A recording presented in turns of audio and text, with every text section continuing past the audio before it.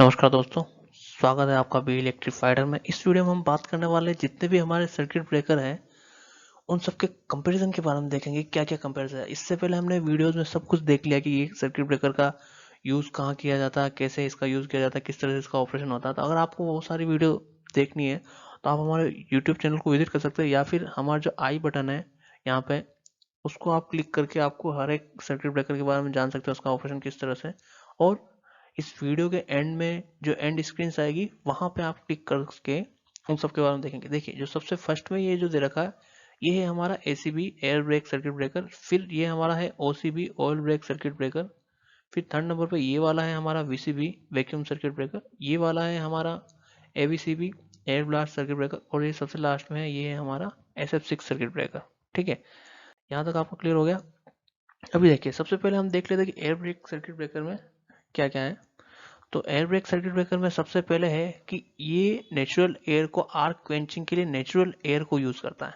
ठीक है, ये बहुत ही इंपॉर्टेंट चीज है कि ये नेचुरल एयर को यूज करता है, क्योंकि देखिए सर्किट ब्रेकर में हमारा मेन पर्पज क्या होता है, आर्क की क्वेंचिंग करना। ठीक है, सेकंड इसका एडवांटेज है कि ये इसको हम इंडोर में इंस्टॉल करते हैं। मेनली ये इंडोर के लिए ही बना होता है, इंडोर में ही यूज किया जाता है। तीसरा पॉइंट है इसका कि इसको लो वोल्टेज के लिए ही यूज किया जाता है, अप टू 3.3 kV या 415 वोल्टेज, मैक्सिमम 415 वोल्ट 440 वोल्ट तक इसका यूज किया जाता है। फोर्थ इसका पॉइंट है कि इसकी जो रेटिंग होती है ब्रेकर की रेटिंग, वो 400 एम्प से 8000 एम्प तक होती है। देखिए, करंट रेटिंग के मामले में ये इसका बहुत ही ज़्यादा होता है, क्योंकि LT साइड में हमारा क्या होता है, पावर के अकॉर्डिंग करंट रेटिंग ज़्यादा होता है, क्योंकि वोल्टेज अगर कम हो गया और सेम पावर के लिए अगर वोल्टेज कम हुआ तो करंट ज़्यादा चाहिएगा। तो उसके अकॉर्डिंग इसमें 400 से 800 एम्प तक की रेटिंग की करंट कैपेसिटी होती है। ठीक है, ये वाले ब्रेकर क्या इकोनॉमिकल होते हैं बाकी दूसरे ब्रेकर के मुकाबले, और इनका जो मेंटेनेंस है वो मेंटेनेंस बहुत ही कम होता है इन ब्रेकर का, और बहुत सिंपल होता है, और ये जो इनएक्सपेंसिव होता है, क्योंकि इसको नॉर्मली कोई भी कर सकता है इसका मेंटेनेंस। ठीक है, इसके जो मेन डिसएडवांटेज है वो डिसएडवांटेज में सबसे पहला है कि इसको हम हाई वोल्टेज भी यूज नहीं कर सकते, क्योंकि इसमें हम सिर्फ नेचुरल एयर जो हमारी वहाँ पे प्रेजेंट एयर है उसको यूज कर रहे हैं, तो हाई वोल्टेज में इसको यूज नहीं कर सकते। सेकंड इसका डिसएडवांटेज ये है कि इसके जो कॉन्टेक्ट्स जो लगे होते हैं, मूविंग कॉन्टेक्ट और फिक्स कॉन्टेक्ट, उसके बीच में ज़्यादा डिस्टेंस की जरूरत होती है, और स्प्लिटर प्लेट की भी जरूरत होती है स्प्लिट करने के लिए। तो ये इसके दो मेन डिसएडवांटेज है। उसकी वजह से इसका साइज वोल्टेज के अकॉर्डिंग थोड़ा ज़्यादा बड़ा होता है, बाकी कोई दूसरी दिक्कत नहीं है। सेकंड ब्रेकर के बारे में बात करें तो सेकंड ब्रेकर है हमारा ऑयल सर्किट ब्रेकर, OCB जिसको बोला जाता है। देखिए, ऑयल सर्किट ब्रेकर क्या होता है, उसके अंदर हम ट्रांसफॉर्मर ऑयल को यूज करते हैं आर्क क्वेंचिंग के लिए। ट्रांसफॉर्मर ऑयल जो मेनली हमारा ट्रांसफॉर्मर में यूज होता है वही ऑयल हम इसके लिए यूज करते हैं। तो ट्रांसफॉर्मर ऑयल का यूज कर रहे हैं तो ये ऑयल क्या करेगा, हमारा कूलिंग भी प्रोवाइड करेगा, ये भी इसका एक मेन पॉइंट हो गया। प्लस इसको जो इंडोर और आउटडोर दोनों जगह यूज किया जा सकता है, जबकि इससे पहले जो हमने एसीबी के बारे में पढ़ा उसको सिर्फ इंडोर में ही यूज किया जाता था, इसको दोनों जगह यूज किया जाता। देखिए, इसको इसकी ओसीबी को दो कैटेगरी में डिवाइड, दो कैटेगरी के अंदर कर रखा है। दो दो टाइप से इसके। फर्स्ट है इसका bulk oil circuit breaker, BOCB बोलते हैं, और सेकंड वाला है आपका MOCB। इन दोनों के बारे में डिटेल्ड वीडियो हमने जो circuit breaker oil circuit breaker का वीडियो बनाया उसमें आपको पूरा जानने को मिल जाएगा। ठीक है, इसको 220 kV तक यूज किया जाता है, जबकि हमारा जो एसीबी था वो सिर्फ LT में यूज किया जाता है। इसमें वोल्टेज रेटिंग हमारा बढ़ गया, 220 kV तक यूज किया जाता है। जो BOCB जो होता है, जो बल्क ऑयल, ये वाला जो circuit breaker bulk oil circuit breaker, उसमें ऑयल का use insulation as well as arc quenching दोनों के लिए यूज होता है। जबकि जो हमारा MOCB होता है उसमें ऑयल सिर्फ क्वेंचिंग आर्क क्वेंचिंग पर्पज के लिए ही यूज होता है। ठीक है, इसके कुछ डिसएडवांटेज है। डिसएडवांटेज देखें कि इसमें जो ऑयल गैसेज है उसकी वजह से फायर हैजार्ड होने का चांस है, क्योंकि जो ट्रांसफॉर्मर ऑयल होता है वो ज़्यादा टेम्परेचर पे उससे जो गैसेज निकलती है वो फ्लेमेबल गैसेज होती है, तो ये आग लगने का इसमें चांसेस रहता है। और सेकंड प्रॉब्लम है कि जो ऑयल की जो ऑयल के अंदर आर्किंग होती है तो उसकी वजह से उसके जो लाइव पार्ट्स होते हैं, जो कॉन्टेक्ट्स होते हैं, उसका कार्बनाइजेशन होने का प्रॉब्लम इसके अंदर रहता है। ठीक है, और थर्ड है कि जो ऑयल है, ऑयल का क्या आता है कि टाइम ज़्यादा, जितने ज़्यादा ऑपरेशन होंगे उसके अकॉर्डिंग क्या होगा, ऑयल की जो डायरेक्ट स्ट्रेंथ है वो कम होती जाएगी। तो ये इसके कुछ डिसएडवांटेज है। तो इस वजह से क्या करना पड़ता है हमें, इसके जो ऑयल है उसका रेगुलर रिप्लेसमेंट करना पड़ता है। बात करें हम वैक्यूम सर्किट ब्रेकर के बारे में, तो वैक्यूम सर्किट ब्रेकर को हम वीसीबी बोलते हैं। देखिए, वैक्यूम सर्किट ब्रेकर के अंदर क्या किया जाता है कि वैक्यूम का यूज किया जाता है आर्क क्वेंचिंग के लिए, और वैक्यूम एक डाइलेक्ट्रिक मीडियम के रूप में भी उसमें काम करता है। तो डाइलेक्ट्रिक मीडियम के रूप में काम करने से क्या है, उसका इंसुलेशन लेवल और डाइलेक्ट्रिक मीडियम होने से जो इंसुलेशन लेवल है उसका बढ़ जाता है। ठीक है, मेनली इसको इंस्टॉल किया जाता है इंडोर और आउटडोर दोनों जगह पे इसका यूज किया जाता है। नेक्स्ट थिंग है कि इसको हम हाई वोल्टेज सप्लाई के लिए अप टू 66 केवी तक इसका यूज किया जाता है, और ये इसके कुछ एडवांटेजेस है। और इसके अंदर जो वैक्यूम एम्प्लॉयड किया जाता है, जितना वैक्यूम उसमें क्रिएट किया जाता है, वो होता है 10⁻⁴ टोर के ऑर्डर में होता है। वो उसके अकॉर्डिंग रहता है कितने केवी का वोल्टेज, कितने केवी का हमारा ये है ब्रेकर, उसके अकॉर्डिंग रहता है। और इसके अंदर जो होता है, ये जो रहते हैं ये स्मॉलर और लाइटर इन साइज होते हैं। तो उस वजह से क्या है कि ये बहुत ही कम स्पेस चाहिए होती है इनको बाकी दूसरे ब्रेकर के मुकाबले। ठीक है, इसका एक सबसे बड़ा एडवांटेज ये है कि ये मेंटेनेंस फ्री रहते हैं up to 20 more than 20 years तक ये मेंटेनेंस फ्री रहता है। तो ऐसे ब्रेकर को ऐसी जगह पे यूज किया जाता है जहाँ पे मेंटेनेंस के लिए बहुत ही कम, जैसे कोई रिमोट एरिया है तो उस जगह इसको यूज किया जाता है ताकि उसको मेंटेनेंस के लिए वहाँ पे जाने की जरूरत नहीं पड़े। ये क्या है, ये आइडियली वहाँ पे यूज किया जाता है जहाँ पे कैपेसिटर रिएक्टर स्विचिंग के लिए यूज किया जाता है, क्योंकि इसकी जो कैपेबिलिटी होती है वो स्मॉल करंट चॉपिंग की कैपेसिटी होती है। तो ये इस वजह से इसको कैपेसिटर रिएक्टर इसकी स्विचिंग के लिए या ट्रांसफार्मर के लिए भी यूज किया जाता है। और इसके एक्सप्लोड होने का या फायर हैजार्ड का इसमें कोई खतरा नहीं, क्योंकि इसके अंदर कोई गैस नहीं, कोई फ्लेमेबल चीज नहीं है, तो नहीं कोई अंदर कुछ प्रेशराइज्ड भरा हुआ है, तो इसके एक्सप्लोड होने का और इसका कोई खतरा नहीं है। ठीक है, इसके डिसएडवांटेज कुछ है, वो ये है कि इसको 66 केवी से ऊपर यूज नहीं कर सकते, मतलब एक्स्ट्रा हाई वोल्टेज और अल्ट्रा हाई वोल्टेज में इसको यूज नहीं किया जाता, एक इसका डिसएडवांटेज ये है। और इसमें ये भी पॉसिबिलिटी कि उसका जो वैक्यूम है वो खत्म हो जाएगा, बाई चांस कुछ लीकेज हो गया तो उसकी वजह से वैक्यूम के खत्म होने का चांसेस है। अब हम बात कर रहे हैं एयर ब्लास्ट सर्किट ब्रेकर के बारे में, जिसको हम ABCB बोलते हैं।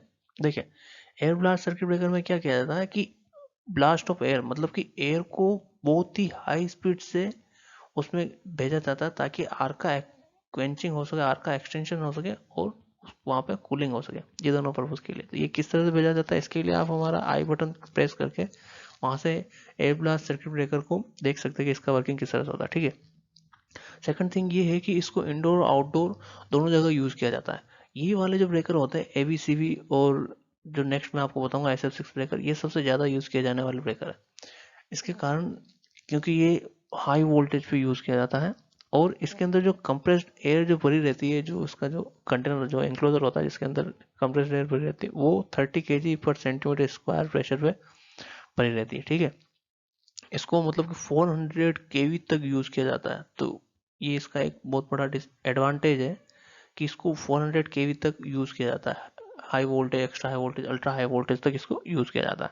ठीक है, इसका जो मेंटेनेंस होता है वो बहुत ही कम होता है, क्योंकि ये एकदम सिंपल डिजाइन होता है उसका। प्लस इसके अंदर जो रिस्क ऑफ एक्सप्लोजन और फायर हैजार्ड का रिस्क बहुत ही कम रहता है। क्यों रहता है, क्योंकि इसके अंदर हम सिर्फ नॉर्मल एयर यूज कर रहे हैं, तो एयर का आग लगने का चांस तो कम है। अगर उसके साथ कुछ फ्यूल होता है, जैसे हम अगर ऑयल वगैरह रहता है, तो उसमें फायर हैजार्ड का चांसेस रहता है। नेक्स्ट थिंग है कि इसको रिपीटेड ऑपरेशन और हाई स्पीड ऑपरेशन के लिए यूज किया जाता है।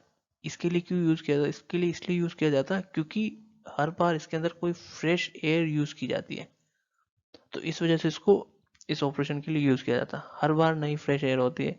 बाकी जो ऑयल OCB ब्रेकर जो था आपका, उसमें सेम ऑयल रहेगा उसके अंदर हमेशा, तो ये इसका एक एडवांटेज है। इसके अंदर और भी है कि इसको हाई रिक्लोजर की फैसिलिटी प्रोवाइड करता है। हाई स्पीड रिक्लोजर का मतलब है कि ब्रेकर अगर ट्रिप हुआ तो उसका रिक्लोजिंग जो स्पीड होगी वो कितना जल्दी वापस रिक्लोज हो रहा है, तो उस फैसिलिटी प्रोवाइड करता है। क्योंकि इसमें एक बार अगर एयर रिलीज किया तो वो उड़ गया, और जो सेकंड जो नया एयर है, हर बार नया एयर होता है, तो आर्क एक्सटेंशन भी जल्दी हो जाता है। और जो एयर है वो आपकी कंप्रेसर जो रहता है आपका इसके अंदर, सॉरी, जो एंक्लोजर जिसके अंदर एयर भरी रहती है, वो उसमें इतनी बड़ी रहती है कि उसमें एक बार में 8-10 ऑपरेशन हो जाए। तो उसके अकॉर्डिंग तो इसमें हाई स्पीड रिक्लोजर का भी फैसिलिटी प्रोवाइड करता है।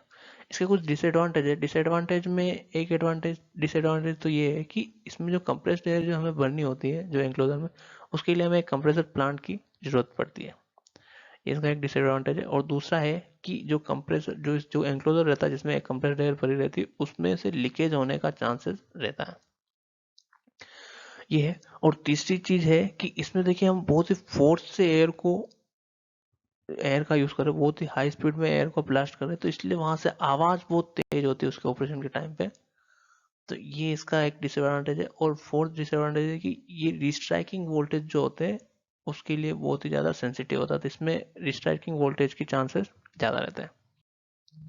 वो सारे डिसएडवांटेज हमने देख लिए। अब हम बात करेंगे SF6 सर्किट ब्रेकर के बारे में कि SF6 सर्किट ब्रेकर क्या होता है। देखिए SF6 जैसे हमने एयर ब्लास्ट सर्किट ब्रेकर देखा तो उसी तरह उसमें एयर यूज करें, इसमें हमने यूज किया है SF6 गैस। ठीक है, इसको हाई स्पीड पे यूज नहीं किया जाता, इसको नॉर्मल स्पीड पे यूज किया जाता है आर्क आर्क क्वेंचिंग और कूलिंग के लिए। ठीक है, SF6 का एक एडवांटेज ये भी है कि ये इसकी जो डायरेक्ट्रिक स्ट्रेंथ होती है वो ज़्यादा अच्छी होती है। ठीक है, इसको इंडोर और आउटडोर दोनों के लिए यूज़ किया जा सकता है। इसके अंदर जो गैस भरी रहती है, जो SF6 का जो कंटेनर रहता है उसमें 3 एटॉमिक प्रेशर के ऊपर गैस भरी रहती है। फिर अगला एडवांटेज ये है कि इसका जो यूज़ किया जाता है वो लगभग सारे वोल्टेज रेटिंग के लिए यूज़ किया जाता है, मतलब अप टू 1000 kV तक भी इसको यूज़ किया जाता है। उससे अगर ज़्यादा जो रेटिंग का बनेगा उसके लिए भी इसको यूज़ किया जा सकता है। इसकी जो मेंटेनेंस है वो बहुत ही कम है, ये भी इसका एक एडवांटेज है। इसके अंदर जो फायर हैजार्ड का चांस बहुत ही कम है, क्योंकि SF6 जो गैस है आपकी वो नॉन फ्लेमेबल गैस है, तो इसमें फायर हैजार्ड का चांस बहुत ही कम है। ये क्या है कि ये जो गैस है, गैस की जो हीट कैपेसिटी है वो 6000 डिग्री केल्विन से नीचे है। तो उसकी वजह से क्या है कि ये इसके अंदर जो आर्क जोन है उसके अंदर कंटिन्यूस कूलिंग होती है, आर्क जोन के अंदर कंटिन्यूस कूलिंग होती है, क्योंकि इसकी जो SF6 गैस की जो हीट कैपेसिटी है वो बिलो 6000 केल्विन है। तो ये तो बहुत ही ज़्यादा हो गया एयर के मुकाबले। एयर की जो हीट कैपेसिटी होती है वो थोड़ी कम होती है, लेकिन इसकी ज़्यादा है। तो इसकी वजह से जो आर्क जोन है वहाँ पर कूलिंग का जो कंटिन्यूस कूलिंग होती रहती है। ठीक है, अब इस गैस की जो वेलोसिटी होती है वो कम होती है और ये गैस थोड़ी हैवी भी होती है, तो उसकी वजह से क्या होता है कि जो करंट चॉपिंग है वो उसमें प्रिवेंट हो जाती है, वो इससे रुक जाती है। ठीक है, और सेकंड थिंग ये है कि जो कैपेसिटिव करंट रहती है वो भी बिना रिस्ट्राइकिंग के इंटरप्ट हो जाती है, क्योंकि इसकी वेलोसिटी स्लो है तो वो वहां पे बनी रहती है, जिस जगह पे आर्किंग हुआ उस जगह पे थोड़ी देर तक बनी रहती है। फिर नेक्स्ट थिंग ये है कि ये SF6 गैस इनर्ट गैस होती है, तो जो जो कॉन्टेक्ट है उसका इरोजन बहुत कम होता है।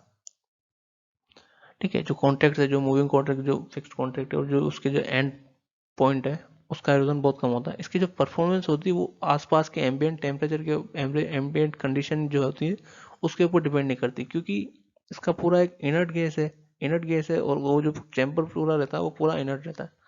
तो ये इसका एडवांटेज है। प्लस ये वाले केस जो है ये हम GIS जो होता है गैस इंसुलेटेड सबस्टेशन, उसके अंदर भी ये SF6 गैस यूज की जाती है।